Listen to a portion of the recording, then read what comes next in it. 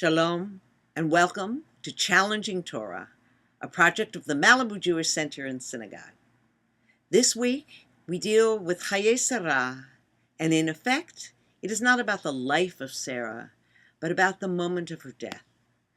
And it starts with the words, "And Sarah was 127 years old. These were the years of the life of Sarah." I love the midrash that says, when she was 20, she had the enthusiasm of a 7-year-old, and when she was 100, she had the beauty of one who was 20. That's quite an inspiration for those of us dealing with the process of aging and its challenges. This is our challenging Torah for today. Most of this Torah portion really has underlying it the challenges of aging. And so Sarah, we never really know how exactly Sarah dies. We know that she knows that her son has gone off with her husband, but doesn't know where and why. And then it says, this is her funeral.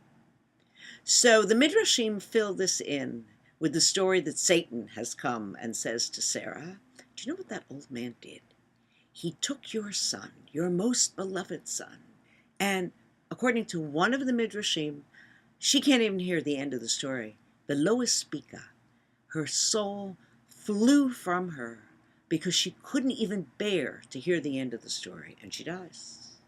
And in another, Satan lies and tells her that her beloved Isaac has died, and she cannot handle the pain and dies, mi otzer tsar, mi just an abundance of grief. It is very difficult to enter old age and lose that which is most precious to you. And so we have the aging of Sarah, and then we have the aging of Abraham. And his aging is seen as a model or a paradigm for how we would like to deal with the process of aging, and it certainly fits within our study of Tikkun Midot. This is the study that we're doing throughout this year. And we look at the process of midot, and Avraham Zaken ba b'yamim ve'Elohim berech oto b'kol. And Abraham is old, and he comes into his days, and God blesses him with everything.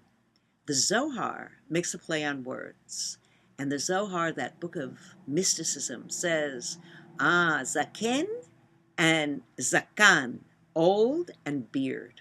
I know there's a gender thing, but we'll let it go for today. And so the image is that the beard is all the streaming of all the qualities of his life. As we look at old age at a moment where literally we come into a place of getting it together, where all of our qualities balance each other, that we are whole, that we come into hakol, everything. May that be our process of age. And so Abraham is blessed and knows that he is blessed, which is the beginning of bringing it all bakol together.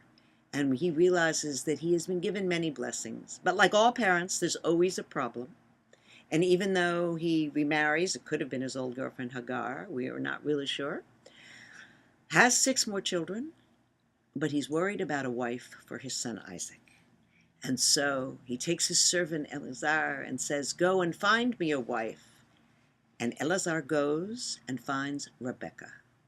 Rebecca, in our story of Midot, clearly represents, in the beginning of those days, Chesed, as she runs to give water to the camels, and it says, and when she had finished giving him drink, that's the servant, he says, "I will draw water for your camels, that they may also be finished drinking." Wow, that's a lot of buckets of water for a young girl. And she exemplifies loving kindness, but her life has yet to begin. She's 14, and all of her qualities have not come into play yet. And later on, we see that her chesed could even turn into some trickery as she deals with her old husband Isaac in the days to come. And then there's Isaac. And Isaac, in this portion, is silent, doesn't say anything. And he sees Rebecca come as she puts on her veil, gets off of the camel, and he falls in love. It's the first time love is really mentioned in the Torah. And it says, and Isaac brought her to his mother Sarah's tent, and he took Rebecca, and she became his wife, and he loved her, and Isaac was comforted after his mother's death. It's a love story that doesn't always have a perfect ending, but it is between these two deaths.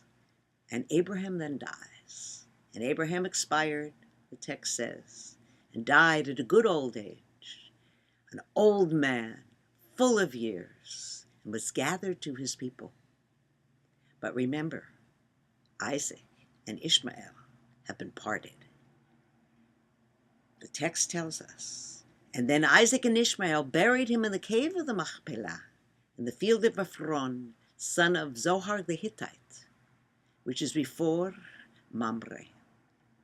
Ishmael and Isaac come together over the death of their father. And there is a resolution in that old age of Abraham. His sons come together.